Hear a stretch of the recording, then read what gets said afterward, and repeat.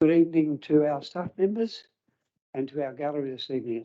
It's lovely to see so many people here, and I do trust that you'll enjoy tonight's proceedings. We've got a fairly busy agenda. It's not the biggest one we've had, but we're in a caretaker mode, so there's a lot less decision making, I suppose, in front of us. But to begin with, we acknowledge the Ngadjuri and the Kaurna people, the traditional owners of the land in which we meet today. We pay our respects to their elders, past, present and emerging, and extend that respect to other Aboriginal and Torres Strait Islander people who are present today. Do we have any apologies? We have apology from Mark Frankham, and Mark, as you may be aware, is in the Flinders Ranges at the moment on Operation Flinders, doing the right thing by a lot of young people there, and a program that our council has supported for a number of years now. And it's great to see that Mark's volunteered 2 weeks of his time out of his very busy schedule as a sergeant in police. Regrettably, of course, we're going to lose Mark as a council member due to his promotion in the police force and his posting out of Salisbury. But, a sad loss for our council, but he's still a councillor and he's still working for us at this stage. Any further apologies from staff members or other? We have no leave of absence and we have no non-attendance. The confirmation of the minutes of the confidential and ordinary meeting held Tuesday the 23rd of August 2022. The first one is a recommendation of the minutes of the confidential meeting of the ordinary council meeting held Tuesday the 21st of August be confirmed as a true and correct record of that meeting. Would someone like to move that way? Thanks, Councillor Lim. Would someone like to second that? Councillor Dean, all those in favour? Those against, that's carried. The next set are the confirmation of the minutes of the meeting of the special council meeting held Tuesday the 30th of August 2022 be confirmed as a true and correct record of that meeting. Would someone like to move that way? Councillor Jason and Councillor Bill, all those in favour? Those opposed? That's carried. Thanks, councillors. We're into communications, and the first thing I'd like to raise is with some considerable sadness that we lost a very fine citizen a couple of weeks ago. Jeanette Micken passed away, and I think most of us who live in this region here would be very well aware of Jeanette and the work she's done in the community, and specifically with the Kapunda Musical Society, which she's been the doyen of for goodness knows how many years. It was unexpected. She's younger than me. It frightens you. And her funeral will be at at the Pines Reserve on Thursday, for anyone who's interested in going. But it's a sad loss for our community and for the young people that she nurtured and coached over those years who've done wonderful things in our community. So rest in peace, dear Jeanette, or Nettie, as most people know her by. Last night I had the great pleasure of attending Kapunda High School, where each year their tourism students have a presentation that they put forward. They have teams of 2, and they represent a tourism enterprise in our region. Last night there was 4, including Whistler Wines and a chocolate factory. That was a good one. But I must say that high school just goes from strength to strength. Every time I go there and see something happening with those young people, they seem to just get better. I don't know how you keep doing that, but they seem to. This was held in their new section, the multi-million-dollar section that they built onto the school, and it's outstanding. It's purpose-built, and it's just an outstanding facility. And I think they're travelling in a good space now, considering the shout of Aringa is still very present. The chimneys are down now, but the walls are still intact, and it's very promising that this building can be restored to its former glory, and perhaps even the inside be a little bit more functional than it was previous. So from something that's very, very sad, the school are getting on with the business and they're not dwelling on it, but they're working hard to make sure that it stays in focus and stays in the government's agenda to re-establish it. I'd also like to mention Lisa Sapio, one of our planners. She was recognised with a commendation for outstanding women in planning recently. An incredibly high award for someone, and Lisa was right up there. And I think we can be so proud of what she's done over a long period of time. She's been a little bit of a target from time to time because she does her job so well. And it's unfortunate sometimes people get criticised when they don't do their job too well. But she is certainly being recognised by the Planning Institute of Australia. So well done, Lisa. And Simon Sheriff also has been reappointed to the Stormwater Management Authority as well, which is a great appointment. We also were presented with the $22 million cheque, a big one, at the National Wine Centre by Bunyip Water as a result of the Bunyip Water scheme. So that's now concluded.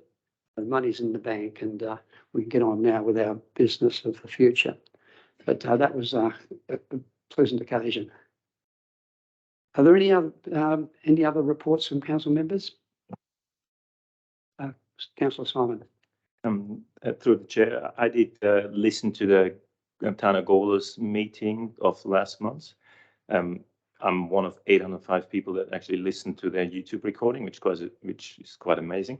But the interesting thing there was that they have passed a motion to spend $379,500 plus GST for boundary reform. So that went through. So I thought that was noteworthy to mention it. So this was a cost estimate from the Boundary Commission, and if the actual tender comes out higher than that, then they have another go at. They can decide again. But if it's lower than that, then they will go for it. So this just thought that'd be interesting to know. Thanks very much, Councillor Simon. Did you say the figure was 400,000? It's 379,500 plus GST, which brings it to 407,000 or something like that. Thank you for that, and thanks for bringing it to our attention. It's important. So we'll keep a monitor on what's going on in that space. Anything further, councillors? If not, we have no deputations and presentations. It'd be the first time for, I think, many moons that we haven't had at least one presentation. And we have no adjourned business. So we move on now to our action items, or we'll call it business arising. And we'll name the page so that if there's anything on that page you want to withdraw and comment on, you may. Page 6 of the agenda. Page 7 of the agenda. Councillor Simon? I do have a question about, it says Freeling Town Centre activation, and that's 28th of 6/22. I just wondered, in the end it says, we've done this, we've got a plan, we've done a public consultation, we didn't get any submissions, or we dealt with whatever the submissions were, and then it's concluded. So to me, we haven't really concluded anything. We just started. So I think it's a bit of an odd thing to say that the Freeling Town Centre activation is concluded. Would someone like to talk to that? Yeah. Thanks, Craig.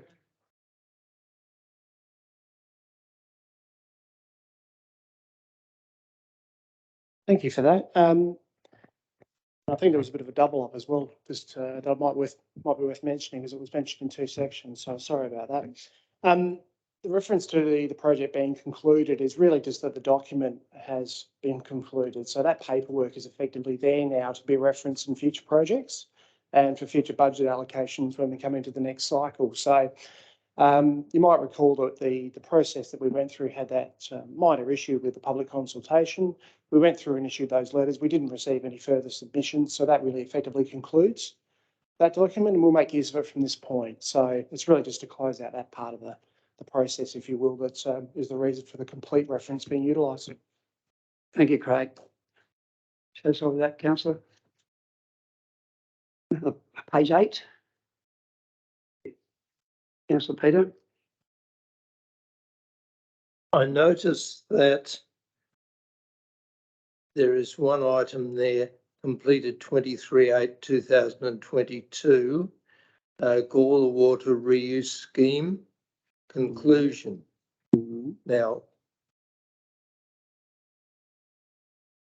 there was a photograph showing a cheque for $22 million. Now, was it $22 million or was it $21.7 million? Thanks, Colin.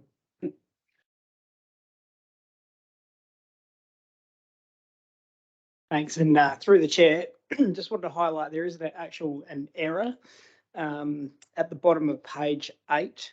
So unfortunately, there was an error in entering the notes to the bottom 2 items. So the item that Councillor Peter was referring to was Gawler Water Reuse Scheme GWRS conclusion. The note for that is actually the bottom note on the page, not the note that's immediately below it. So the update note there is that the provisional amount has been received at settlement, conclusion agreement and associated transaction documents executed, and the prudential audit has commenced, and that will likely be received tomorrow. So the 2 notes at the bottom are in. That's right. Order. Yep, and equally so, the note that should be under the updated policy published on Council's website, complete, that relates to the policy review external grant funding policy. So apologies for that confusion, though, just around the wrong way. Thank you, Corin. Anything further, Councillor? Now we move on to page. Oh, Councillor David. Just to clarify that, did we receive $22 million or did we receive 21.7?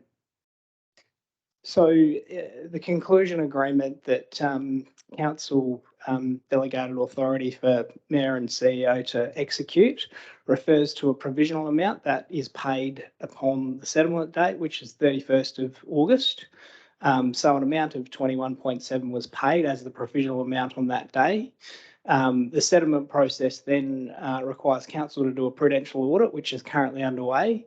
That then requires Council to provide a certificate to Bunyip Water outlining what the balance of any secured amounts and sub-licence fees is, and then they have 28 days to pay that. So that's the process that essentially occurs from now, is any balance of the secured amount and the sub-licence fees. So basically what you're telling me is we have misled the ratepayer by telling them we received $22 million. I can't comment on that particular comment, but Right. I'm just commenting on the settlement process that's currently underway.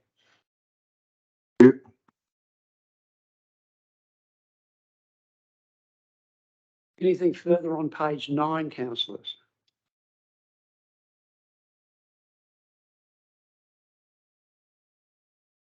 Anything further?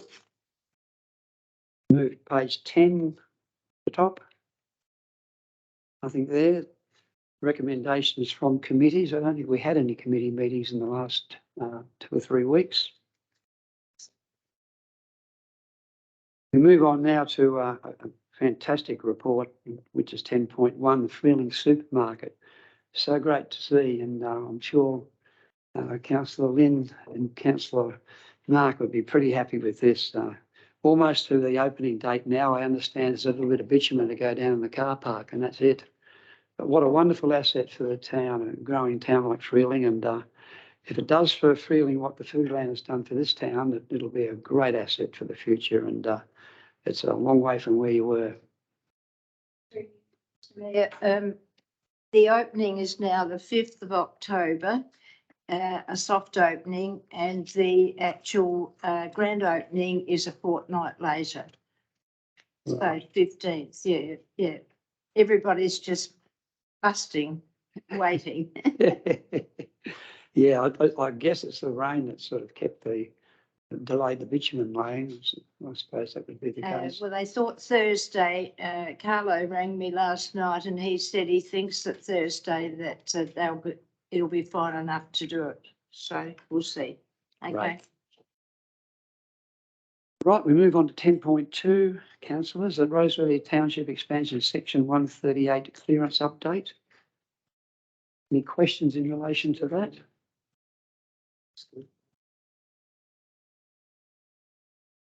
So no questions. We move on to 10.3, which is the Barossa Light and Lower North Regional Public Health Plan update.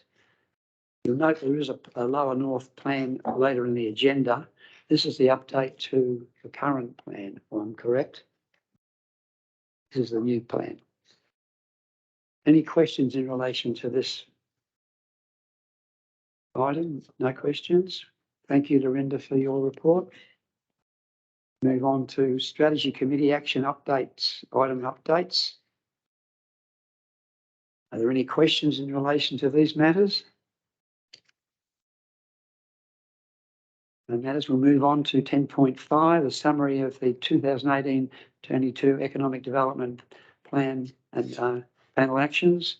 And I commend Kyron for an excellent report, outlining that the work that's been done by this panel over the 4-year period. And I think we can all see from this report there's been some extraordinary action taking place and putting our council region in a very, very strong position. So thank you and the team for this. Are there any questions in relation to this? Councillor Simon? I just have one question. It says in there hero tourism. And when I Google hero tourism, there's two things that come up. One is that it's a destination management company out of Dubai, and I don't think we're referring to that one.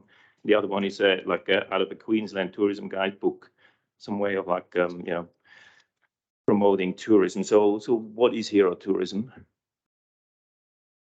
What is what tourism? That's exactly the question. What is hero tourism? Hero tourism. It says in here, positioning hero tourism attractions. Yes, through the chair. I don't think the term has a formal definition. I'm not sure if you'll find it in the Oxford Dictionary, but I guess locally, I guess it's referred to as a marquee tourism attraction within a region. Thanks.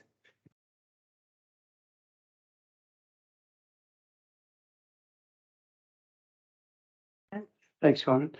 Anything further, Councillor Lynn? Yes, I've just got a query on the incentivising key developments, new supermarket in Kapunda and childcare in Freeling, reduction in economic leakage from the region, increased investor and local spending and associated services.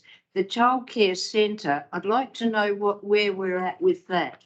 We don't seem to have much knowledge on it, and I don't know whether they have finally put in an application or everybody's asking when it's coming. Thanks, Richie. Thank you, and through the chair, the Freeling Childcare Centre is a private development, and they are currently positioning it to get all of their final approvals in place so they can proceed to the construction phase of that. Yep. So through the chair, have they put in an application to council, a building application yet or not? While I don't want to speak overly for the planning team, my understanding is that all of the approvals at council are in place. There are agreements in place for secondary infrastructure which have been presented to the council, and we are waiting for the developer to get their approval, such as financing and builders who are ready to actually construct. That is where it is at. So it sits with them at the moment. All right, thank you. Anything further, councillors? Thank you, Kyron. Once again, thank you, Councillor Lynn. 10.6 is the Freeling entrance statements. Any comments or questions, councillors, in relation to this ongoing project? Yes, Mr. Mayor. Councillor Lynn? Yes, we have are forming a small committee with Megan to work out a plan of how many, what we want first, and that committee will put something together, and then then we'll be able to get on with it. We've got a lot of work to do, and it won't happen now until after Christmas because of the caretaker periods and so forth. Yes, so we've Megan's worked hard on this. I have to thank her because she has worked hard on it and put it together. Yep. Okay, thank you. Thanks, councillor Lynn. Any questions, councillors? And thanks, Megan, for your contribution. 10.7, the Legatus Group September quarterly meeting, draft minutes, and thank you, Richard, for compiling that for us. Any questions, councillors? Pleased to report that Councillor or Mayor Rodney Reid of the Wakefield Regional Council has appointed our Legatus chairperson for the current period, and I think it was a good appointment. He's a good man. Any questions, councillors? If not, we'll move on. Oh, I have a comment. Certainly. Point 8, Mayor Peter Mattery. Yeah. There's a spelling error there. That's not his name. Now we'll remove the I. Good pick up, Councillor Peter. But yeah, it's Peter Matty, as you may be aware, is the Mayor of the Goyder Council, who's retiring this year after 43 years. He's been an extraordinary advocate for local government. He's done an enormous amount over his long career in local government, and he'll be sadly missed. He was never backward coming forward, Peter. Pretty forthright. Scared the hell out of me when I first met him. But he's a good man, and he's going to be sadly missed. But he'll still be around the place doing various things because you won't tie him up too quickly. Anything further, councillors, on that matter? We move on now to 10.8, the private code amendment for 306 Twart Road, Gawler Belt. Report there from Craig Doyle again, his team. I'll move the recommendation. Do we have the recommendation is for the reports for information to be received and contents herein received. Thanks, Councillor Lynn. Would someone like to second that? Councillor Sharon, all those in favour? Those against, that's carried. Thank you, councillors. We'll head on now to section 11, which are reports for decision. The first one is a visitor information centre advertising prospectus. It's good to see that they've worked on this. It's been a long time coming, I think, in lots of respects. So well done, Pepper, and your team down there. And Kyron's team as well. Well, gee, that's teamwork. Any comments or questions, councillors? It's a very professional outfit that's down the bottom of the street, and I think tourist information and being the first point of call for many people that come into the town is the face of the town in many respects. So it's great to see that it's moving in the right direction and becoming more sustainable for the future with this particular schedule. Oh, there's a recommendation, councillors, about halfway down page 28. Would someone like to move that way? Councillor Jason and Councillor Dean. Any further questions or comments? If not, all those in favour, those against, and that's carried. Thank you, councillors. Now, this is where I got a little bit confused. 11.2 is the Brosnan Light and Lower North Region Public Health and Wellbeing Plan Report Update. There is a recommendation 3/4 of the way down page 32. But if there's any explanation needed, I might pass over to Craig if there's any questions or comments. But the motion that we talked on earlier supersedes this. So are there any comments or questions in relation to this matter? If not, there's a recommendation 2/3 of the down on page 32. If someone like to move that way. Councillor David, Councillor second, Councillor Sam. All those in favour? Those against, that's carried. And thank you again, Lorinda.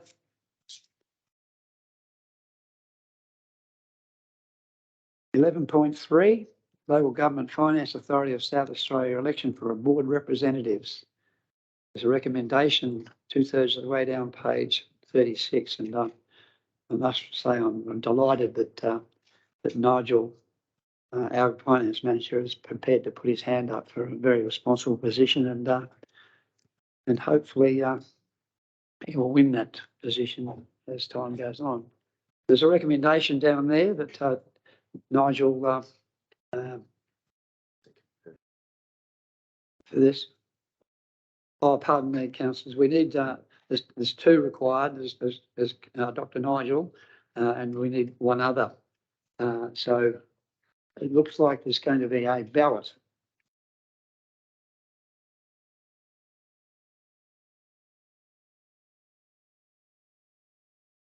I personally would like to see another country one in there. Michael Sedgman, I think we had him last time, and I think it would be if it was another country one in there, but that's just my point of view. Might ask Richard to comment on this particular matter. Yeah. Michael Sedgman is the current chair Yeah, of the authority. yeah. He is, yeah.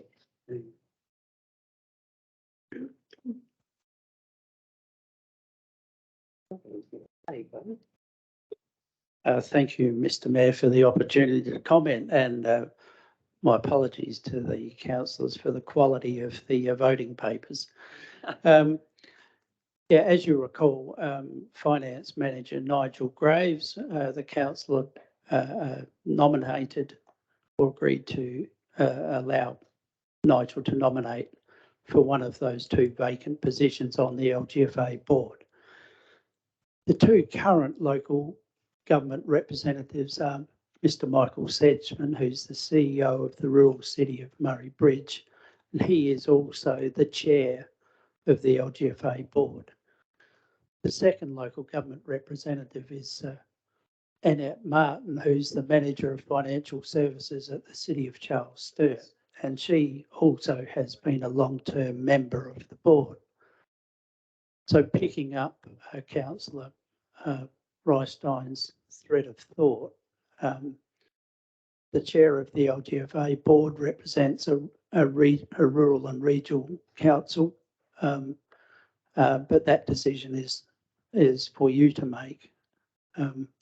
So I'll leave you to do that, but I've just clarified that position.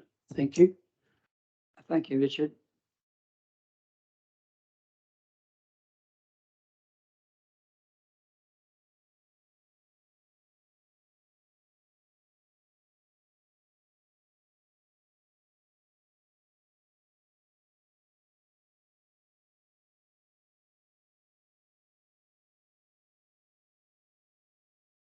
This is one where I've got interest.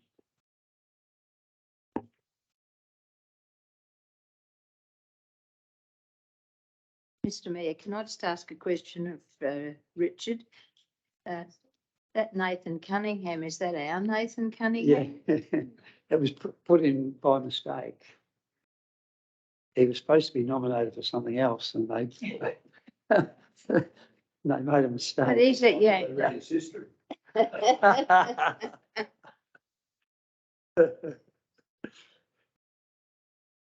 He's at Yankalilla then.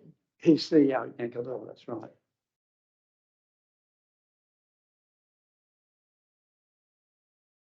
One of Brian's students.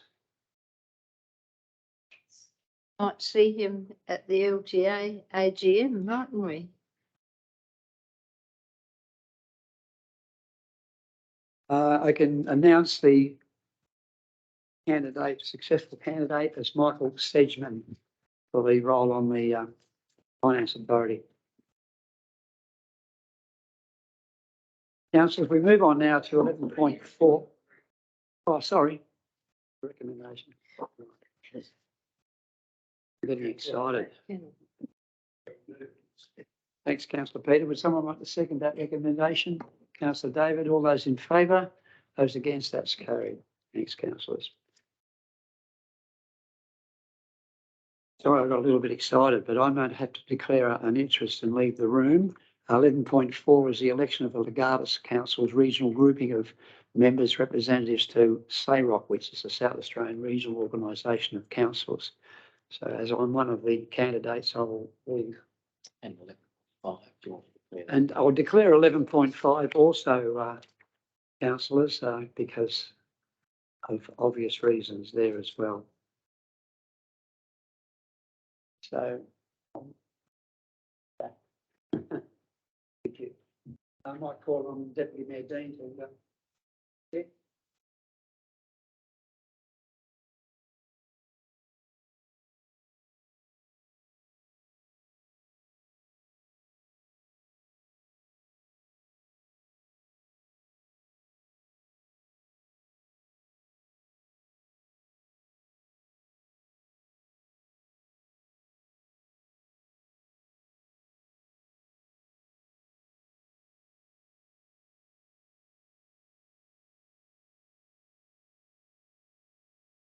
Thank you, and I just might call upon Richard Michael to see whether he has anything that he wishes to add to this clarification of this particular item 11.4.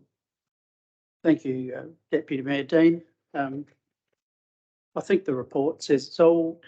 I'd like to just clarify the reasoning and some additional information. The reason for the recommendation is that, and which has been confirmed by the minutes of the Legatus recent AGM, is that Mayor Bill is also a serving deputy chair of the Legatus Group and is an existing SAROC member. Second point to that is that Mayor Reid has been appointed as chair of the Legatus Group, and traditionally the chair has also sat on the SAROC board. Mayor Reid is not currently a member of the board. And with the changing of the Legatus Group rules, where once the Legatus Group were able to appoint their own representatives, the charter now sees it fit that the individual member councils actually vote for the members of the SAROC board. So the reason for this, the recommendation is obvious. Mayor Bill is our nomination. It's that we support his nomination. The second point of the recommendation is that Mayor Reid is the mayor of our immediate Northwest Council, and we have a number of synergies with that council, and from a sub-regional perspective, I thought it appropriate that the recommendation be made in that way. Thank you. Thank you, Richard. Are there any questions or comments? If not, can I have Yes, some? Mr Deputy. Sorry, Councillor Peter. There's a recommendation there. There are 3 candidates and 2 places. Do we get to vote for this? Or is it decided for us? Through you, Mr Deputy Mayor. Councillor Peter, it's a recommendation. You, the council makes its own decision on whether it adopts the recommendation placed before it or not. That's probably my comment on that. So, you have a question? yes, are we going to vote on 2 of these 3 candidates? Do you wish to have a secret ballot? Is that what you're saying? Are you calling for a secret ballot or what? Yes, presumably. Through you, Mr Deputy Mayor, can I clarify? Is Councillor Kennelly asking the question, do we have to vote for 2, i.e. we can vote for 1, not 2, or are we voting for 2 and which 2? Is that what you're asking? Yes, I think it is. Yes.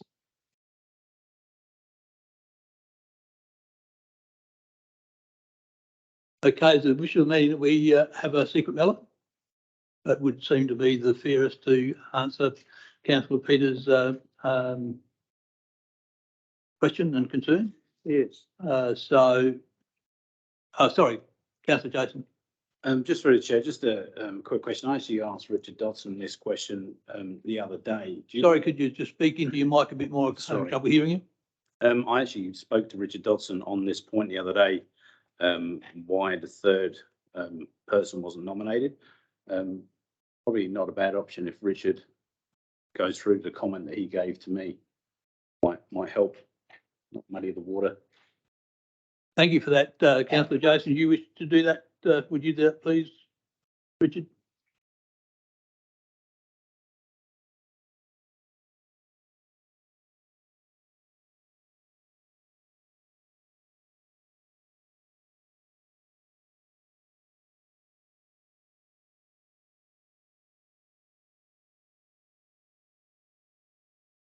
Yeah, thank you.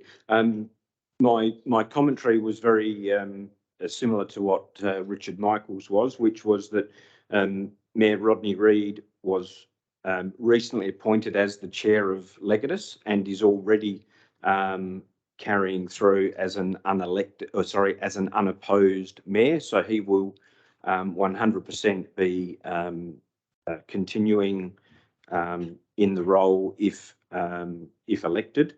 And it would seem reasonable that this council would vote for its current mayor. As we know, with these votes, there are a variety of people who get voted in and may not then get elected by the community to continue. And unfortunately for regional councils, that means that there is subsequent elections, and that simply is the way that it works for regional councils at the SAROC board. Does that make sense? Okay, so can we have a secret ballot? Thank you. Oh, a couple of sheets of paper. I'll run out. Oh, you've got your pads? Mr. Mayor, Mr. Mayor, we're being asked to put two nominees down each. We're each going to nominate two of the electors. That's Right. correct. It says two is what we're going for. Two names, Yep. Two names. of the three names that are there. Two of the three that are listed.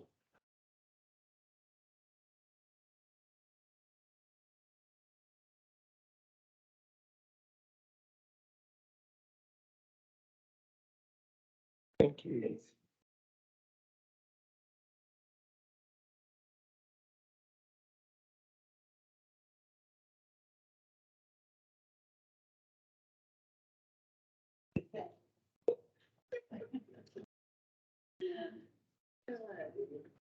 It's not a motion yet, so we can still change it.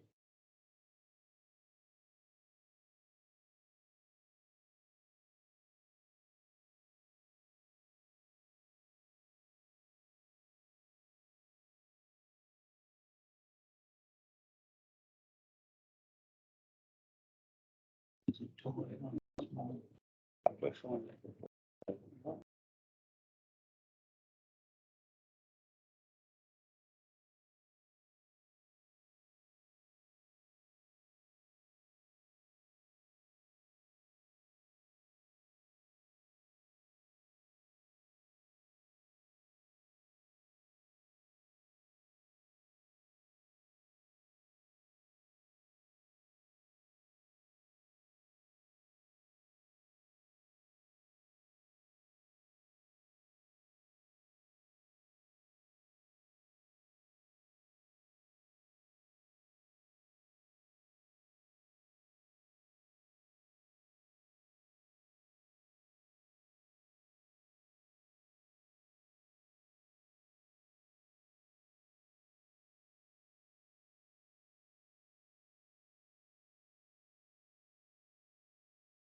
Recommendation.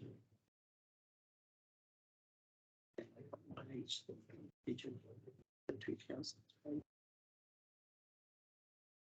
The recommendation as it stands. The recommendation as it stands It's got the vote. Thank you. The result of that secret ballot is that the recommendation as it stands provides the names of the two members being Mayor Bill O'Brien and Mayor Rodney Reed. Someone like moved by Councillor Sam, seconded by Councillor Jason. All in favour? Carried. Thank you.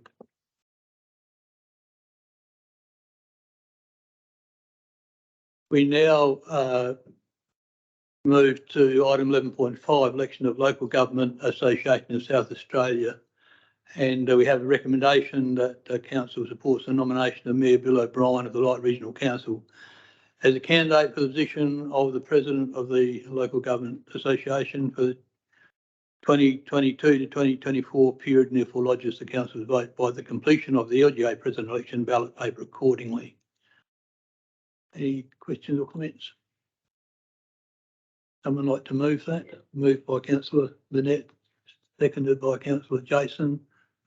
All in favour? Carried.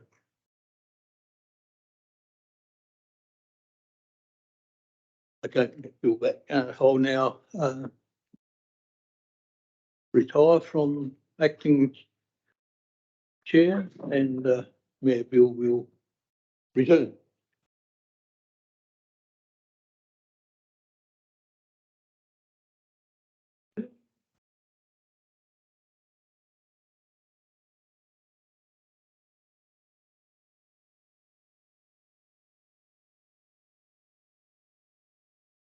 That's scary out there by yourself. Yeah.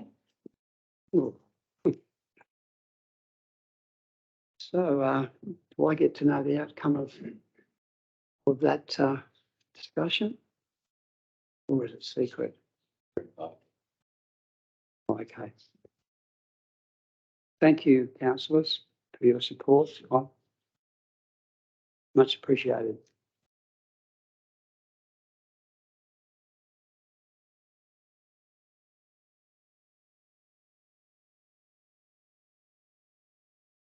(11.6) councillors, so the Public Art Grant Program, funding submissions received. And once again, thank you, Lorinda, if she's still here. Stacey. Oh, Stacey. Thank you, Stacey. We have a recommendation halfway down the page. Are there any questions or comments in this matter? If not, there's a recommendation there. Would someone like to move that way? Councillor David and Councillor Dean. All those in favour? Those against? That's carried. Great to see Wasleys getting a Guernsey. We don't see a lot coming, a lot of requests from Wasleys, and it's nice to see us act on it when we do.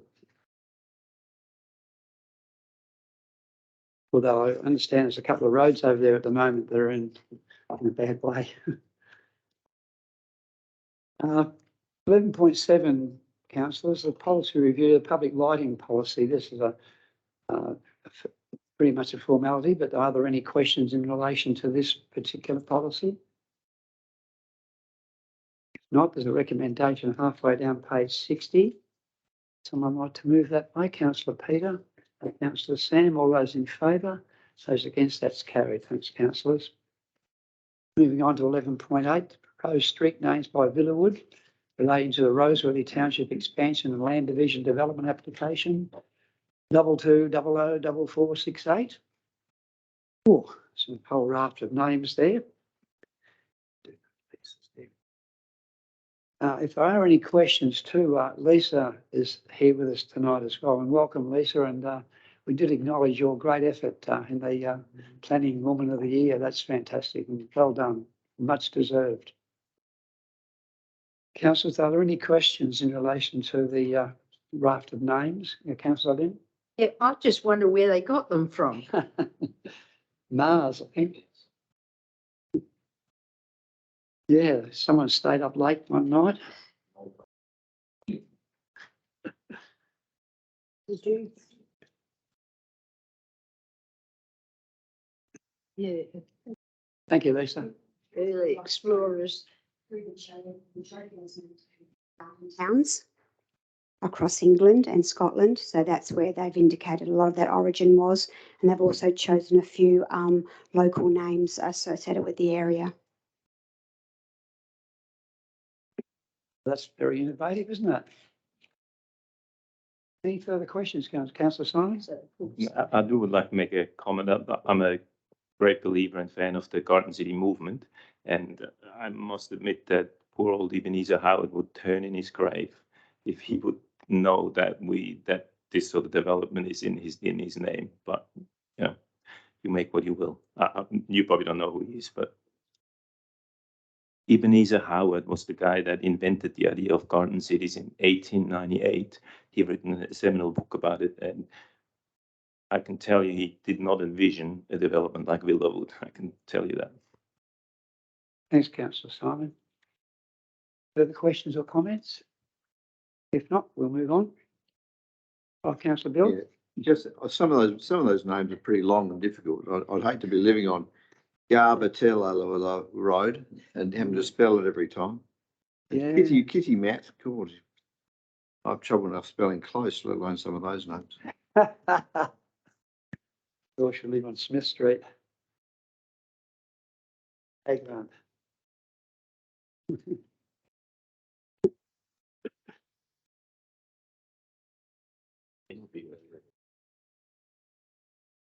If I may, through the chair, any names which aren't to council's liking, you can actually strike them off the list this evening.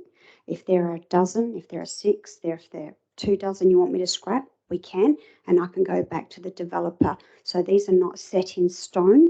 We have already removed 10 or 11 from the list that didn't even make it to tonight's cut because we did have concern with pronunciation and spelling. So you are at liberty this evening to make any alterations, and I can go back to the developer. Lisa, we'd have to do that tonight, though.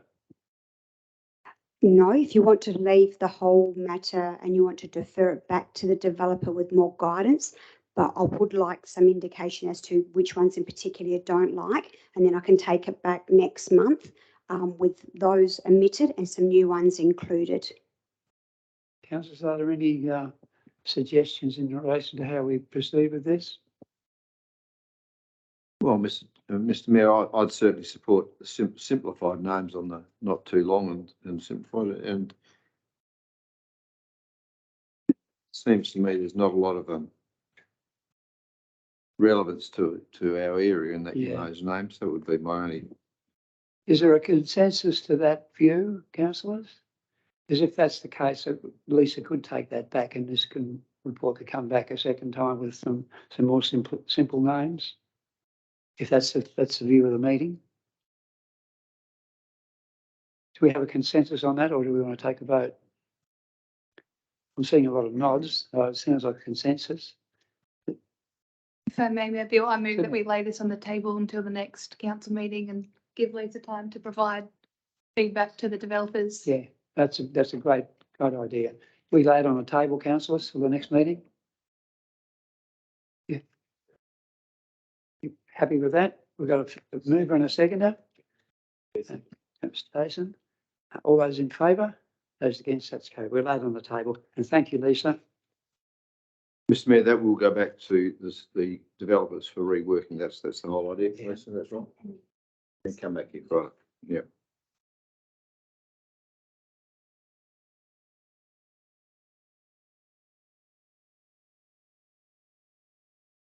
I think so. 11.9 councillors, it's fantastic to see this on our council agenda and the action that we're up to. It's the execution of the roundabout at Greenock Road and Samuel Road and Mopper Road South and the funding deed. And then I really would like to acknowledge Brenton Mistos and Richard Dodson's team. And Brenton have done a fantastic job to get this over the line and get the funding, and it's great to see our guys doing the work, even though we probably aren't totally responsible for that. But we're leading the way, and I think that's where we need to be. We need to be out in front. So well done to you, Richard, and your team. It's a fantastic effort, because I think we all agree that it's a pretty deadly corner. There's been a lot of accidents there, and it can't continue, so it won't. So well done. There's a recommendation somewhere. Councillor Peter has moved the recommendation. Where am I? And Councillor Jason second that. Thank you. All those in favour? Those against, that's carried. Thank you, councillors.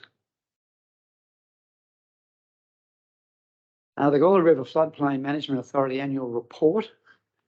We've received that. Bill, is there anything, Councillor Bill, is there anything you'd like to add to this particular item? No, Mr Mayor, it's just a standard report, goes through all the details and Yep. meetings and so forth. It's just pretty straightforward. Fine. It's come through previously. Are there any questions, councillors, in relation to this? Would someone like to move this way?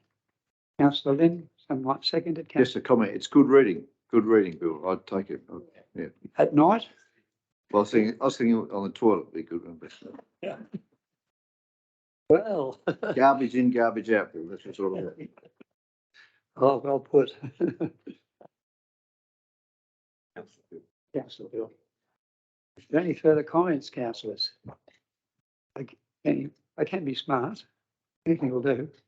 If not, I'll put the recommendations. All those in favour? Those against? That's carried. Thanks, councillors. And now the 11.11, 21-22 Capital and Light Stimulus Program update. This is an incredibly complex report, and I really thank you and your team, Richard, for preparing this. It's a project in itself to try and sort of get your head around all the figures and what's been done and what's coming up. But are there any questions in relation to this? This came from as a result of a question on notice from Councillor Zeller at a previous meeting. There's been a lot of work put into this, and hopefully it's all useful information. If we're looking for a specific road somewhere or looking to where specific funding has come from, it's all there. Would you like to comment anything about this, Richard? Yeah. Oh, Councillor Simon?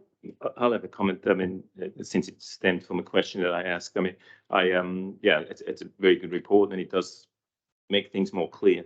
However, I think the reason for me asking the question in the first place is probably is not being answered, or maybe it's probably my fault because I didn't express that close enough. But the real reason was that if we put forward a number for public consultation in our annual business plan, and it goes for public consultation, everybody's all right with that, and then they come back and we do it, and then we deliver a completely different number. To me, that makes the process of putting a number out there for public consultation a little bit of a mockery. We actually delivered more than we promised, which is fine. I have nothing against that, but the process is what I find a bit strange. That's one side. The other thing is that if as we've been told lately many times, we are meant to come up with what is the statutory spending we need to do, what's the discretionary spending that we want to do, and then we come up with a figure, and then we go out and collect that figure from the ratepayers through the setting of the rates, or the rate in the dollar. But if the setting of the number is so inaccurate, how can we accurately go out there and collect the money that we actually need? So that was really my point. It wasn't about, I mean, like I said, it's an excellent report, and I'm really glad for that, and it explains a lot of things. But the reason for the question was much more about why do we even bother if we have these numbers that then get disregarded or completely different in the end? That was sort of the point. I don't know if you understand what I tried to say. Did you have any prime examples of numbers being wrong? Yeah, I mean, in our annual report, it said we're going to have a 9.9 million capital expenditure, and then now we've been told that we expended 14.5 million. So that's like 50% different from what we said we're going to do. I mean, in this case, that's great. We spent much more than we said we will. It's awesome. I have absolutely no issues with that. But the fact that we say we're going to do this, and then we're going to do something completely different, seems to be odd to me. Like, why do we go out there and tell people this is what we're going to do, and then we're going to do something different? Then we don't even have to go out there and tell them we're going to do this, if we can get these numbers more accurate. I mean, like I said, in this case, it's a great thing, but do you understand what I'm saying? Trying to say? Well, just at the top of my head, I would think possibly because we receive grant funding that we didn't know before when the business plan went out. So that grant funding has to be used, of course, so the figures are going to change. I might pass over to Richard to perhaps just. No, thank you very much, Mayor Bill.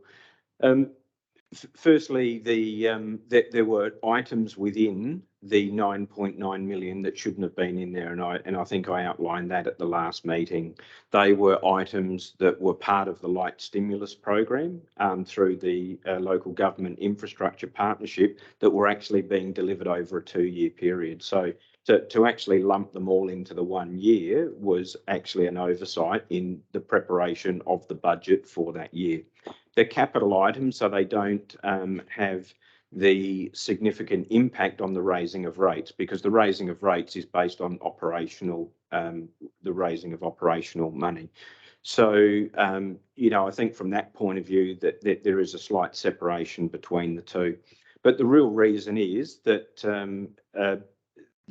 those roads, which was Wingate Road, Wardbelt Road, I think there was some roads in the Wasleys area as well, a number of those that actually added to those dollar figures. But in terms of the carry forwards, the operational carry forwards were low, and what I tried to highlight here was that the capital carry forwards were actually very, very low as well in comparison to the broader program. With the capital program, to just focus down to a 12-month delivery cycle is near on impossible. And of course, as I've outlined in the report, the 9.9 million, even if you take items out of it, is based on council's money. So the capital program was around about $3.5 million. Of that $3.5 million, we actually raised another $1.7 million in income. And each year our capital program is based around similar premise. We feel that our consistency of our grant success, while we want to be cautious about overstating what we include in the budget, from a project point of view, we actually make some assumptions that we will get the money and deliver it. That said, if we don't get the money is when we will bring items back to council and advise that we won't be delivering that project, and we will actually bring projects on that would not receive any grant funding. So we're fairly comfortable with the way it is. But when you look at the absolute dollars that are put in, it is difficult to reconcile them. And hopefully the report has assisted people in understanding how complicated it is. Because I know even my team, when I presented it to them, I said, read it, come back tomorrow and tell me whether you understand it or not, because it is complicated the way in which we do it. And I've tried to express it as clearly and as simply as I can. So hopefully I've done that. Thanks so much, Richard. You satisfied with that, Councillor Zubber? Are there any further questions in relation to this report, councillors? I think it's an excellent roadmap of where we're up to, and you know, thank you for the considerable hours that have been put into this. So it's something that we can we'll keep on record, and we can keep a monitor on it as well. So thanks to you and your team once again. We're up to. Oh, pardon me. We have the recommendation on page. Let me find it. Sorry again, everybody. On page 74, about halfway down the page. Would someone like to move that way? Councillor Lynn, someone like to second that? Councillor Jason, all those in favour? Those against? That's carried. Thanks, councillors. We move on now to section 12, questions on notice. We don't have any questions on notice. Questions without notice. Councillor David. I've got one question without notice. When we went over and we got the $22 million cheque presented, I noticed before that there was a council dinner that we're supposed to go to. What did it end up costing us for that failed dinner and then the actual night when you got the cheque presented to you? What was council's cost? There wasn't for it? that dinner? There was no cost for the dinner. No dinner. Look, there were some costs for that, but I don't know the number, Councillor David. Could you come back to us with Yeah, we What can that was? deal with what that was, yeah. Thank you. It was cancelled mainly because there wasn't right numbers and COVID impact. Thank you. Any further questions, councillors? Councillor Simon. Yes, I've got a few. I want to start with since we talked about the infrastructure before, College Road between Roseworthy and, well, the Roseworthy College, hence the name. It's deteriorating again. So the eastbound lanes is full of holes. And I just wonder, I mean, usually when we seal road, the promise was that the maintenance cost is going to be a lot lower. But we've already replaced 2 intersections with multiple potholes. There's spots where the edge has collapsed into the creek. And now I don't know how much percentage of that road is already like full of holes along that, the eastbound lane. So I just wondered what's the deal with that and how we can fix that.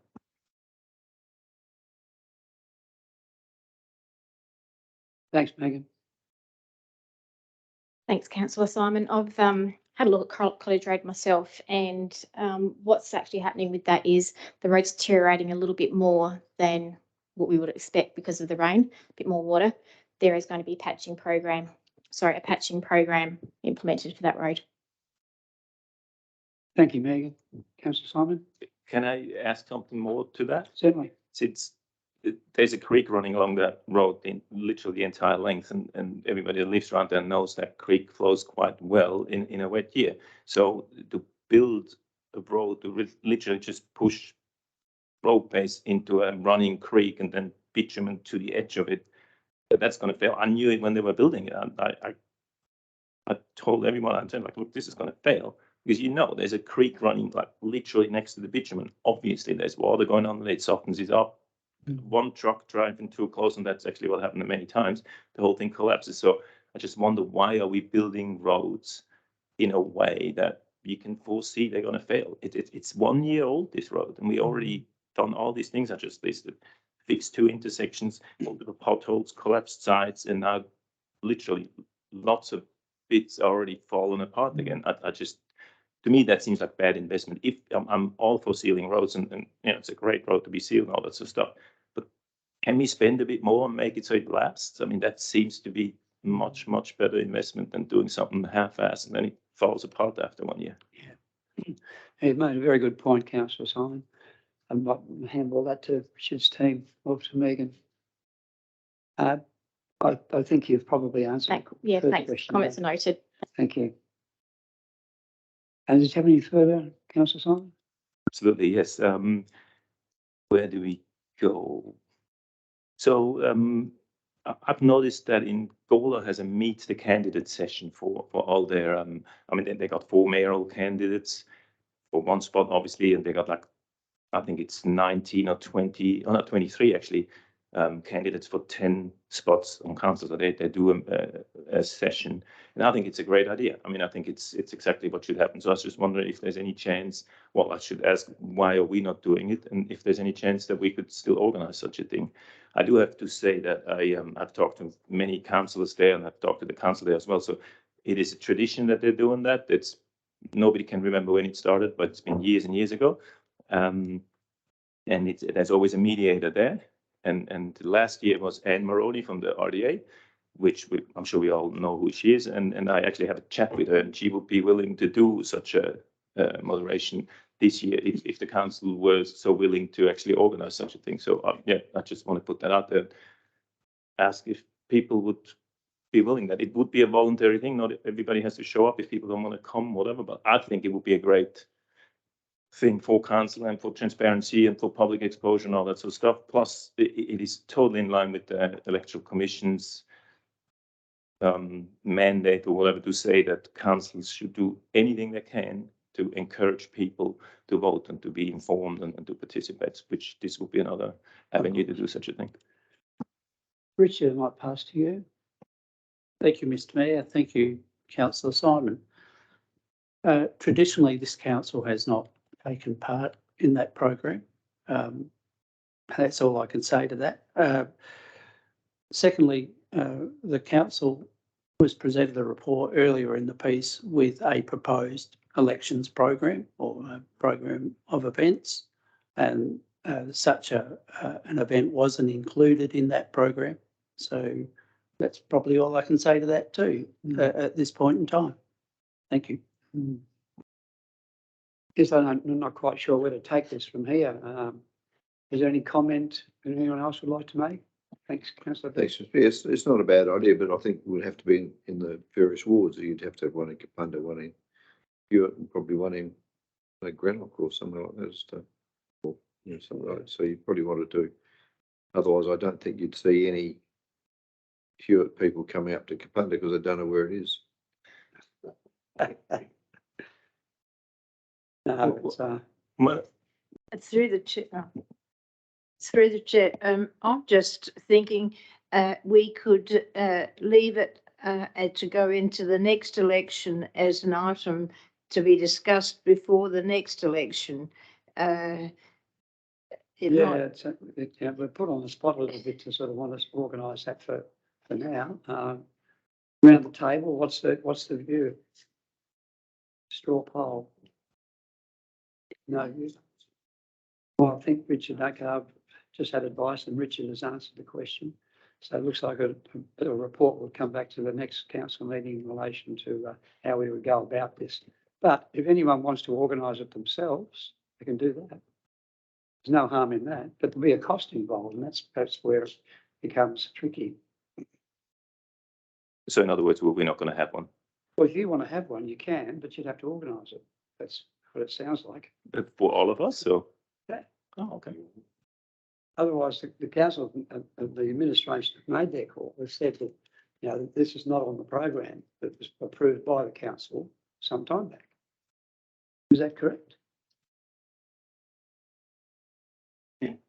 Through you, Mr. Mayor, I think a comment by Councillor Close is important to consider too, in that Gawler, for example, does not have wards. So it's quite an easy process for people in that vicinity to organise a public event because it's a single area. Whereas, as Councillor Close pointed out, we have 4 elections to consider in this space. So, but I go back to my original point. If the council was of a mind to consider having a candidate, it's not a briefing section, but a meeting the candidate, then perhaps we ought to have included it in the adopted program at the time. No, we couldn't add it to the program now. Oh, that's entirely up to the council, Mr. Mayor. So that was the question that's being asked. That's the question that Councillor Simon's asking. Can we add this to this program, and is there an appetite for it? Councillor Dean. I think I'm inclined to agree with what Richard said, that we passed the program of what we're doing as promoting these elections. It wasn't in it. There's some costs involved. Therefore, it's not in the agenda, so it's not appropriate to pass a motion without notice. And therefore, I think the most logical way to deal with this is to bring back a report for the next meeting. There would still be time to run a meeting. If you wanted, yeah, but it's pretty late to start organising something like this right now. That's what I'm thinking. Yeah. Any further comments from anybody? Councillor David? I endorse what Councillor Zell is saying. I think it's a brilliant idea, but like I say, we probably left our run a bit late now to get it organised between now and the time. Yeah. But it should definitely be on the agenda for something going forward. Yeah, for the next one. Yeah. It needs to be highlighted that, and we should be allowing cash to one side to make it happen. Yeah, we need to give it some thought too. I think what Councillor Bill says quite correct, because of our wards, where would we have the meetings? Says, I'd like to think about them. Do you have 3 meetings? Well, you could, that's right. And we probably would have to, because I don't think people from Gawler, from Hewitt would come here and vice versa. I don't think they'd bother. But if it was just a ward, meet the candidate, it would. No? Mr. Mayor, I've seen some what are we? meet the No. maker. Have individual candidates have advertised, come and meet me. Yeah. You know, and, come and meet me at the, Oh, that's the right. That's new, a the new regular. Freeling supermarket, or come and meet me at the, That happens the- regularly, doesn't yeah, it? so that's, you obviously can do it individual, but doesn't, Yeah, and that's, how many voters turn up is always debatable to these functions anyway. I've seen a few of the, meet the candidate meetings. Some of them turn into council bashing sections also. They tend to, sorry, they sometimes can turn into council bashing sessions too. People come along who've got a grudge and think it's a great time to air it, and not so much of a positive outcome comes from that for the effort that's put in. However, that's just a view. Councillor Sam? If I may, through the chair, as someone who doesn't have any skin in the game, Light Council does have a history of a very low voter return rate. And given at the last election, I actually think Muddlewera was the lowest return rate in the state. But it probably does highlight that council could be doing more to engage, but to marry that, Dutton's was significantly higher. So there may be a purpose for the coming 2026 elections to review whether our program is successful, maybe take the data of what the return rate is on this election to see whether not necessarily what the outcome of councillors is, but whether people are voting, and maybe set the program and review it based on the return rate, whether people are engaging in the election process or not. Yeah, that's well put, Councillor Sam. The Local Government Association last year, and I think we're all, last election, all agree they ran a very successful campaign engaging women in local government. And we went from, I think, 9 female mayors to 32. So their campaign worked particularly well. This particular campaign has been focused around voting pretty much, and also nominating for council. Well, so far, the only result that's come to light is the nominations.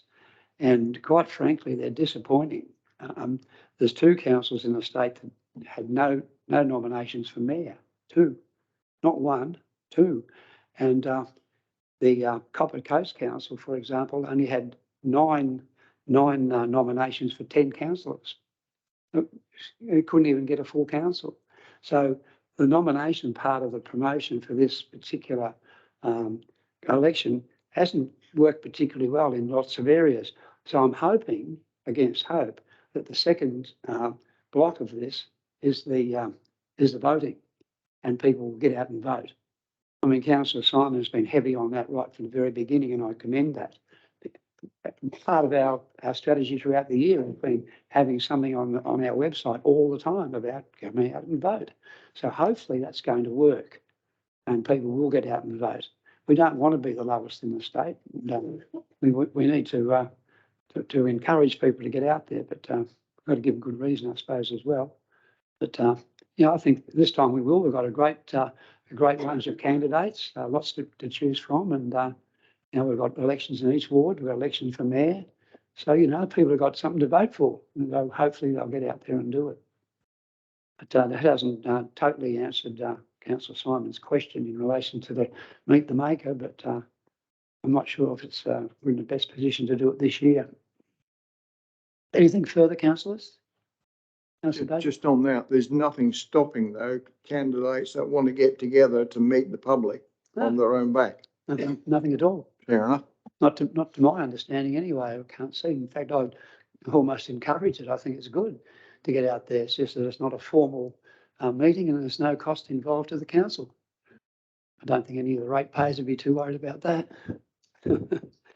All right, councillors, and I'd like to acknowledge that 3 candidates with us tonight, standing for election. And like I've said publicly a few times, if we don't get people putting their hand up to stand for council, we won't have a local government.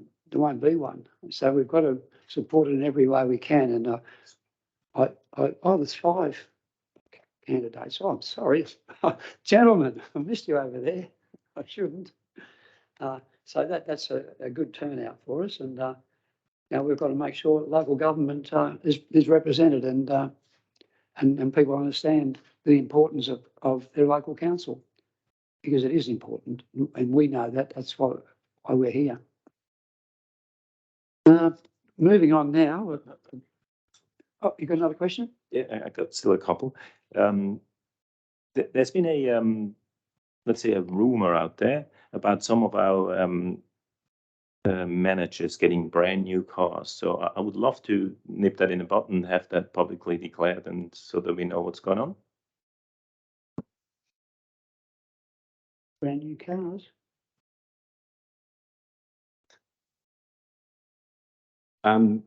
Council runs a fleet of around about 22 passenger vehicles and has a program of replacement for those vehicles. So that is consistent with council's adopted budget. So there's no added to the fleet, no additions to the fleet. But if I may still, like I said, it's just rumors. I hear these things and I'd love to be able to answer. And I was like, well, I don't know nothing about it. So has there been brand new cars being bought that certain people are driving around now? And what's the deal? What are they? Is it salary sacrifice? Are they, what sort of deals they got? Petrol cards? What's the deal? Like, if I hear these things, I need to be able to answer, and I can always say, like, I have no idea, I don't know, and then I look stupid, and I don't want to look stupid. Sure. So can you please explain? It's a very relevant question. It's a good question, but I think Thank you. a good answer. Yeah, and I don't know that I can answer it any more clearly than what I did for you just then. There was an infrastructure committee report that talks about our motor vehicle replacement along with our plant replacement. Council allocates the budget. Those items go into the annual business plan each year, and they are purchased and replaced in accordance with that. Any further questions, councillors? Councillor Simon. I do have one more. So since Richard Dodson is now our deputy CEO, and when our good CEO leaves, he'll be literally our CEO. And his job's been filled with from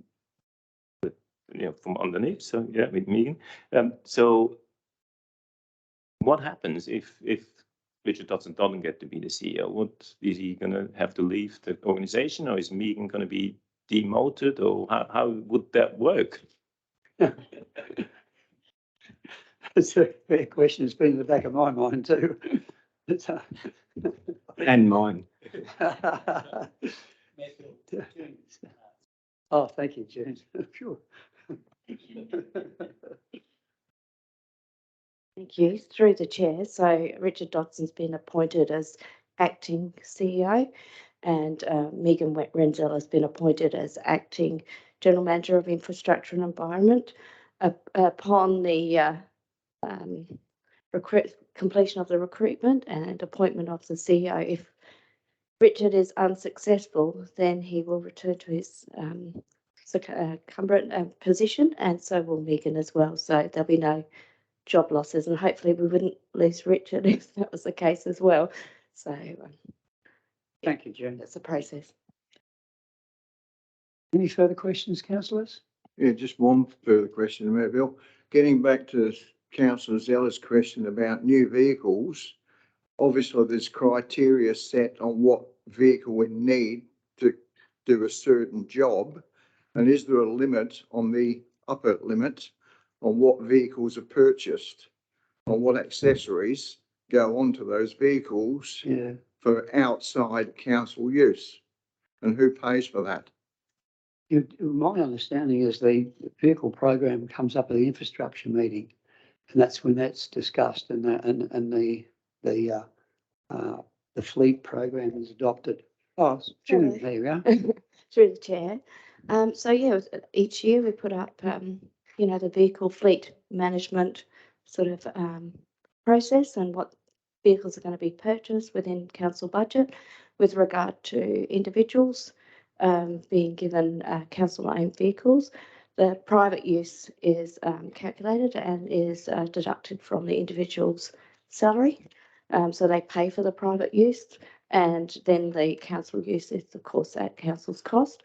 Also, with regard to the fittings and fixtures and add-ons, also are done within council policy, and they're depending on the role they play and what sort of equipment they need. So there's a standard fitting, like we'll get tow bars, etc. I understand for the outside vehicles now, but if it was anything extra, people would pay themselves. So there is policies that cover everything like that.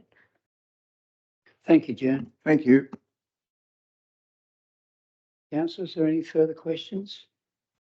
If not, we'll move on now to section 14, and we have a motion on notice, which we've all had probably an opportunity to read. Are there any questions in relation to this? Mayor Bill, I think I'd like Richard Michael, given there's been a little bit of controversy about this, to see whether he could add something before we start. All right, I accept that. Richard, would you like to Thank make you, some Mr. Mayor. comments in relation to this matter? Yes, certainly.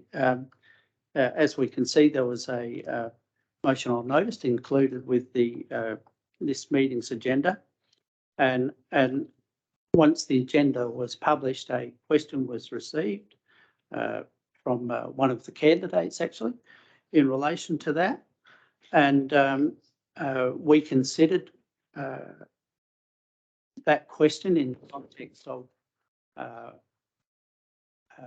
whether it accorded with section 190A of the Local Government Elections Act and council's own caretaker policy.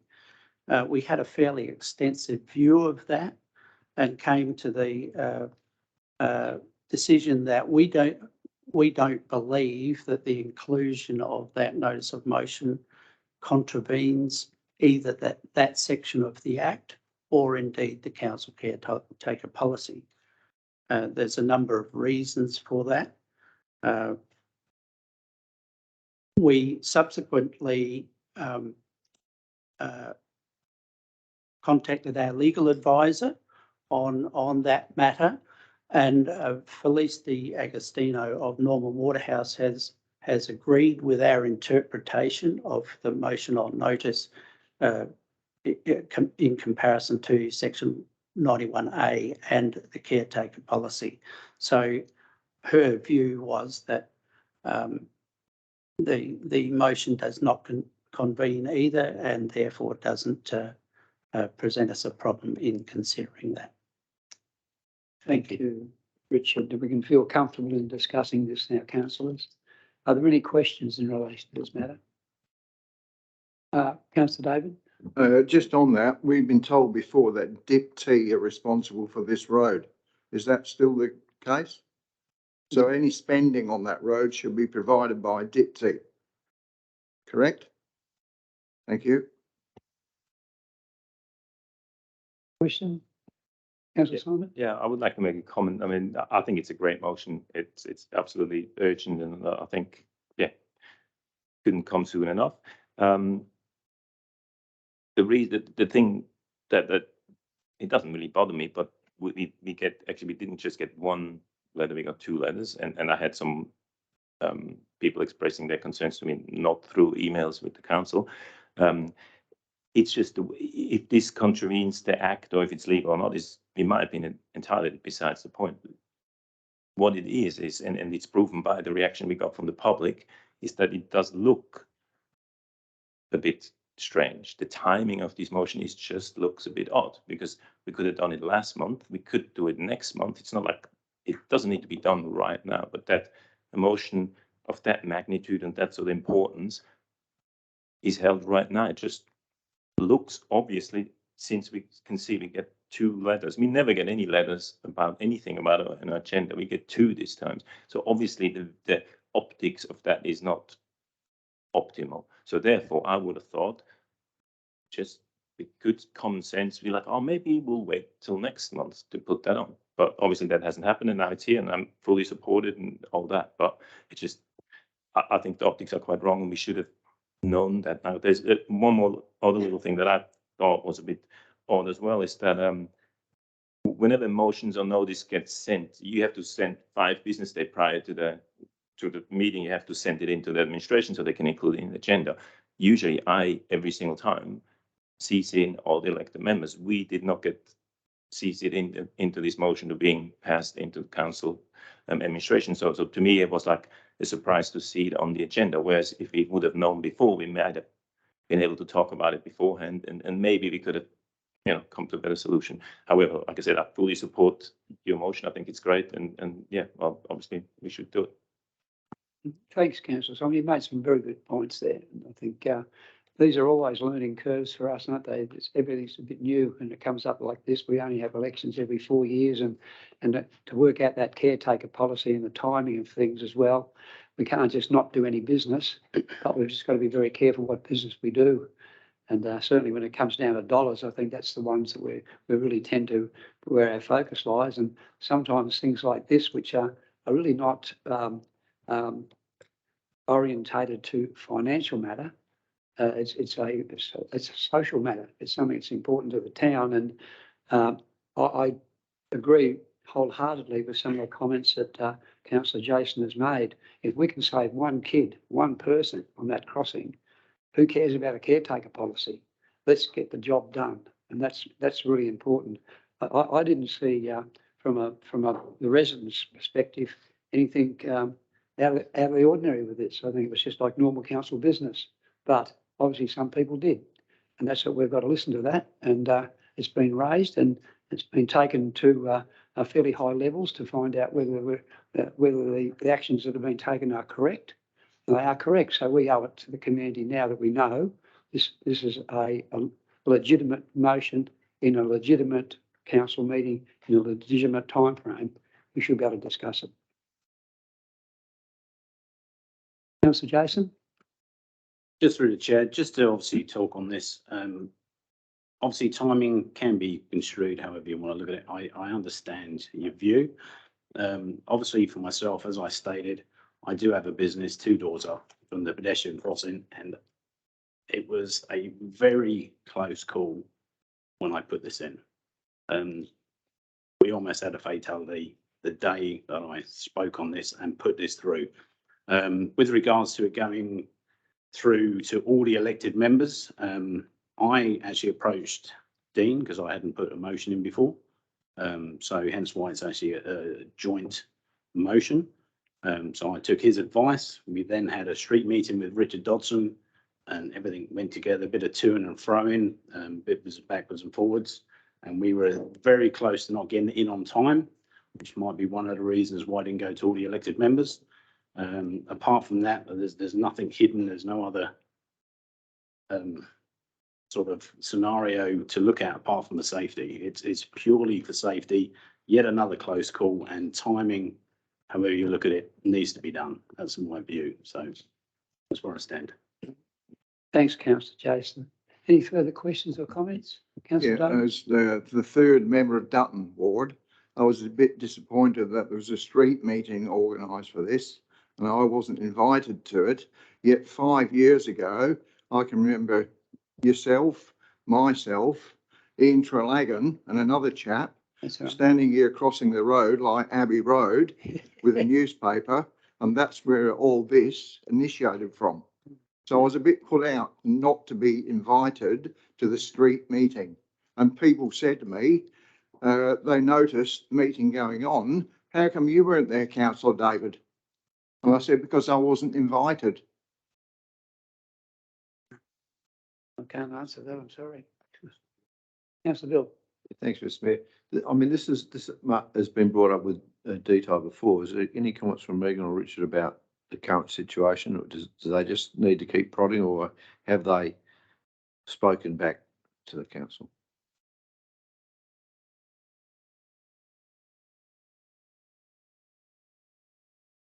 Through the chair, we have been communicating with DIT and we will continue to do so. We've acknowledged the concerns, the safety concerns, so we'll continue pressing DIT. Have they made any response, any positive response, or they're just stalling for time? As with many state agencies, they are difficult to make decisions as quick as what council can, and are operating on their timeframes and not ours. And hence, we meet with them regularly, and it's not uncommon for those same matters that we raised, 2 and 3 months ago to, still be on the agenda, not addressed. So, we will, continue to push them and continue to try and achieve a better outcome than what we currently have. Thank you, Richard. Anything further, Councillor Solomon? So since we have been pressuring DIT for quite a while, is this going to change anything? Is this motion going to actually, since we just heard we almost lost a life on that road, is this going to change anything, or is it just another motion that doesn't do anything? Thanks, Richard. Look, I think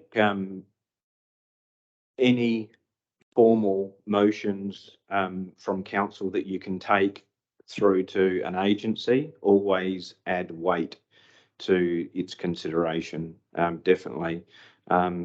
This doesn't prevent us from escalating it to the minister, of which at this point I would be reluctant to do so, but if there is no traction, it will get escalated to the minister, and where it is a formal motion of the council, will have much stronger traction than what it otherwise would have.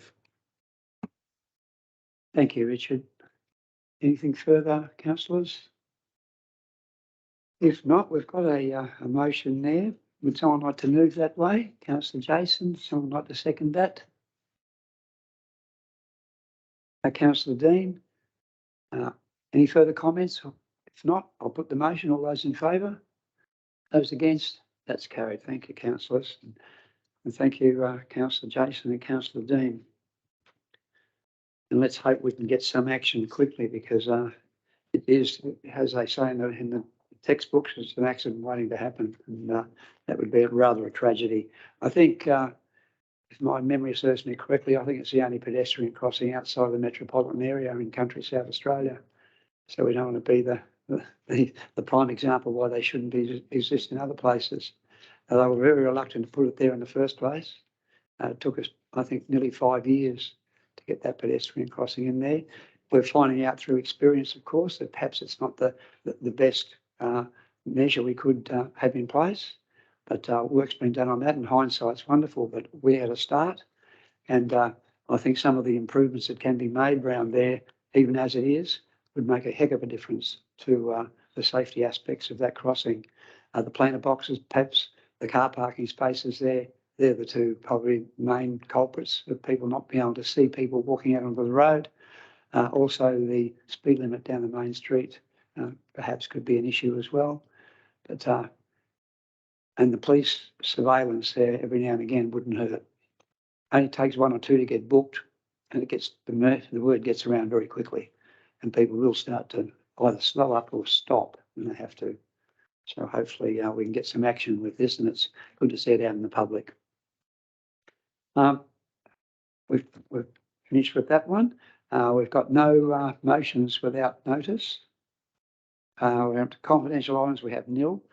But before we close tonight's meeting, folks, you would be aware this is Brian Carr's final meeting with us. It's with a heavy heart that I have that Brian is leaving our organisation. He's done an extraordinary job. We came from a council that was in somewhat disarray. Figures weren't looking good, and we're now in a very strong position as a council and being one of the most progressive in the state. I might pass over to Brian, because it would be sad to think that he would leave us without a quick PowerPoint presentation. So would you have the PowerPoint? I do happen to have one slide. Councillors, I'll seek leave of the meeting, if I may, for Brian to present this PowerPoint. Do I have leave of the meeting from all concerned? Thank you. Thank you, Mr. Mayor, and I will keep it fairly brief, and I did promise to only. Oh, Dean was the He was the mover. I need someone to second that we have leave of me. Thank you, councillor David. All those in favour? Thank you. Yeah, thanks, Paul. I did promise the mayor I'd keep it just to one slide. Jason was the mover of that, not me. I seconded it. And I did say to the leader paper not that long ago, I made a public statement about my decision, which rested somewhat with the family considerations as well. The 15 years with this council has been absolutely fantastic from my point of view. I had the privilege of meeting a number of the staff today with Richard.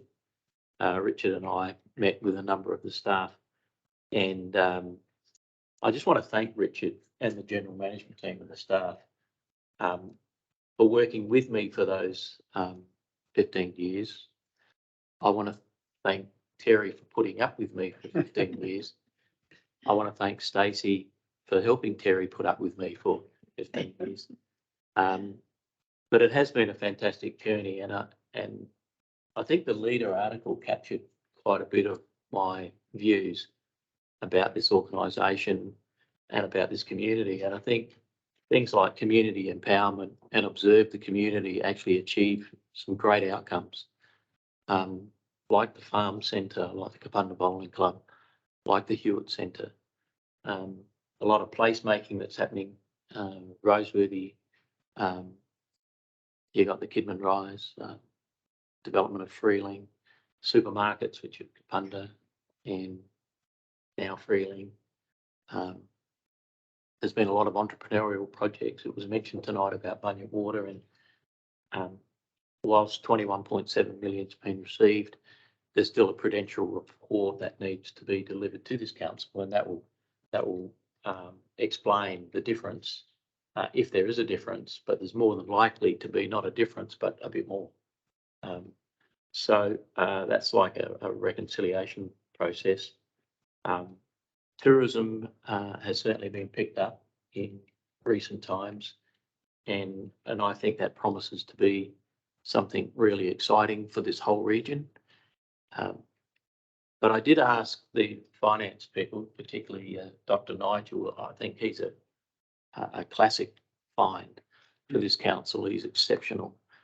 And I did ask him to give me some numbers, because I'm interested to know how we're faring as an organisation around finances. And with a bit of help from Richard Michael, who has a very good memory, going back to the 30th of June 2008 and had to look at archives, our asset position was 108 million with a debenture debt of 11.4. So that's a ratio of 10.5 debenture debt over assets.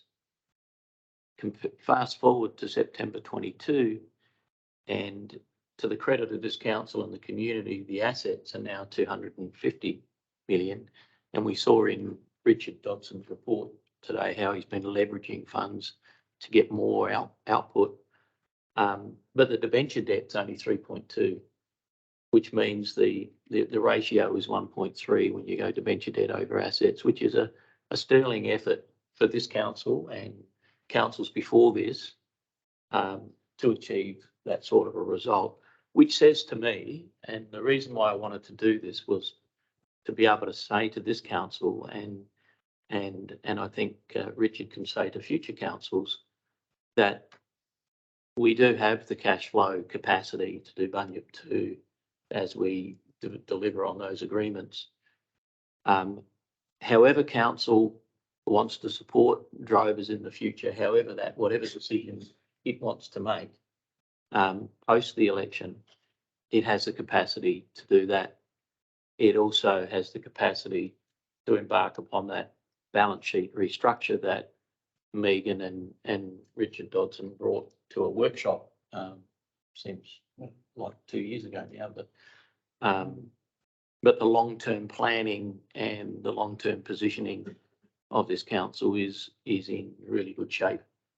I think it's in fantastic hands, excellent, safe hands with Richard and the GM team and middle management and staff.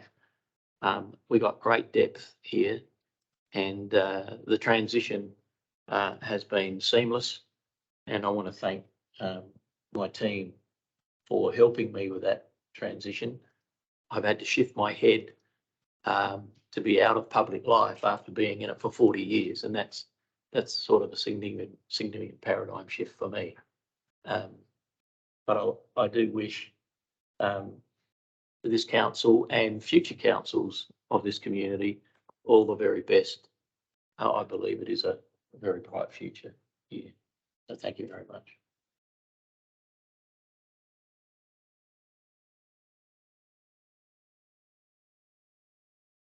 Brian, I sincerely thank you also for your very calm demeanour, always have a positive manner in providing direction and support to the council staff, and certainly to me. You've put me on the back on the track on a number of occasions when I've been down the dumps, and you've got a way about you, and I've met many CEOs, and having been one, I don't think I've met anyone of the calibre of you as an overall person in that role.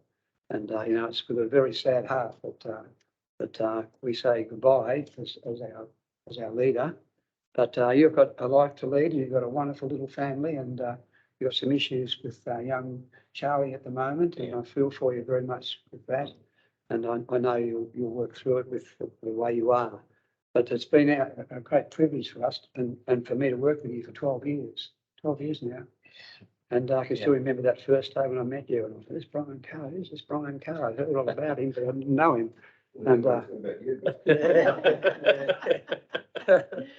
I think we've been very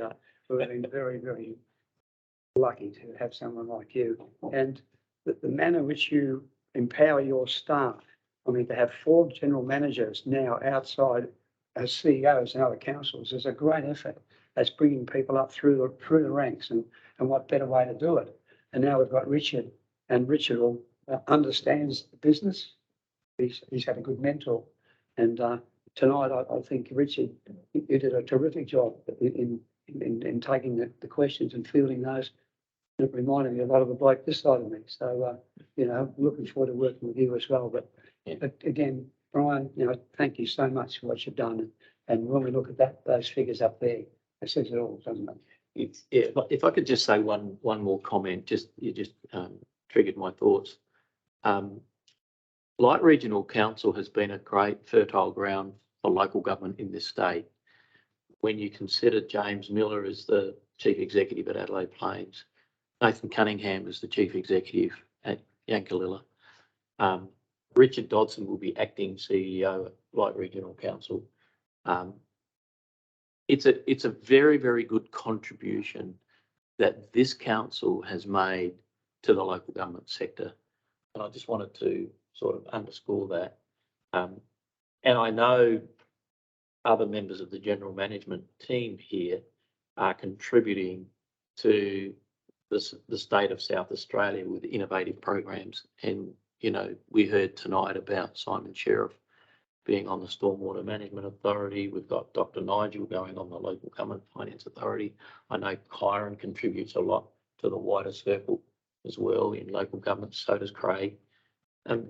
It is just fantastic to see this occur in a regional council. You're definitely punching well above your weight, and I just encourage you to continue to do that. And thank you for allowing me to be part of that. Thanks so much, Brian. Any questions or comments, councillors, that anyone would like to make? Councillor Dean? I've been worked with Brian ever since he came, and I vividly recall when I first got onto council and the disarray.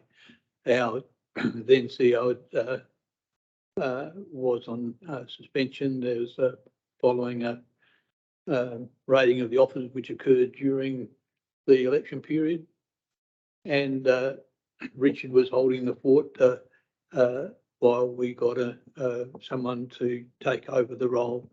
And Brian came in, and very quickly we got a direction, and I went from wondering what on earth I'd got myself into to having what I think has been a very exciting and enjoyable ride for the last 15 years plus. So thank you, Brian, for all you've done. Thank you, Dean. Well, thank you, councillors, and thank you to our guests tonight. I hope you got something from our meeting and get a greater understanding of how we work, and I hope it helps you with your election campaigns. And as I said earlier, I think if people don't put their hand up to stand for local government, we won't have a local government, and that would be a very sad thing. So it's great to see, the candidates coming along as well, when they don't really have to, but they've come along and get a greater understanding of how the whole thing works. And even if we're not all going to be successful, at least we understand how it works, and we can support what's there for us in our communities. So thank you, councillors, and I wish you all well. And Councillor Bill, sorry. Thanks, Mr. Mayor.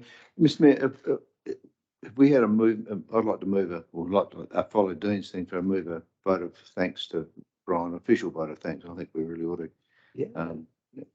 I think Dean should move, but yeah. I mean, a bit like Dean, Brian was a different kettle of fish, and he's taught us all to think out of the square a bit and look at life a bit different, and look at councils a bit differently, look at what councils can do with other people's money. And what was the other one? That's his favourite saying. Some funds out of thin air, and it's a really good positive way to work in a council. So thanks, Brian, and I'd really like to second the motion. Very happy to move that motion, the vote of thanks to Brian for his outstanding service to Light Regional Council over his time with us. All those in favour? Those against? That's carried. Mr. Mayor, thank you. I would like to say something, but I might cry, so I won't. He knows how I feel. He's been here longer than me. I'll keep it short and sweet. I'll just say that that Brian's been great for our triple bottom line is what I'd say, and wishing you all the very best in your new phase of life. You've made a lot of friends. People speak highly of you wherever you go in local government, and I get around a little bit, and they always speak very highly of you and how lucky we are. We always agree. We've got a new era ahead of us, and new challenges, of course, and they were going to be there anyway. But I'm sure Richard is very capable, and his team around him, and a few of them are here tonight, and we've seen the quality of those people that all had a chance behind the microphone, and at each occasion the questions are answered very succinctly and very clearly. So we're being blessed with a very, very good staff, and we can make all the decisions we like as a council, but if we haven't got the people to implement them, we've got a problem. And we've had people that have the capacity to be able to implement the decisions of this council that's made. And we're not always going to get it right, but we get it right most of the time. And I think when we look back on our record over the last 4 years, even we've come a long way just in the last 4 years. If you look at the major projects and the things that have happened, to bring an infrastructure program forward 15 years and complete it in 3 says a lot about the staff and the capacity of the council's decision making. The heavy vehicle bypass road at the back of Kapunda is an absolute credit. It's like a super highway, and it was done by our blokes. Our blokes planned it, designed it, and built it. And how good's that? And it shows the capacity that we've got. But that's good leadership right from the top, and it's dedication from the other people, and the respect for what they're being told, and being able to understand what they're being asked to do, and they're being thanked for it, and that's why they stick with us. So hopefully that will continue, and I'm very confident it will. So everybody, I think we're just about ready to close the meeting now, and we can hang around for a chat if you wish. So officially close our council meeting, and invite you to stick around.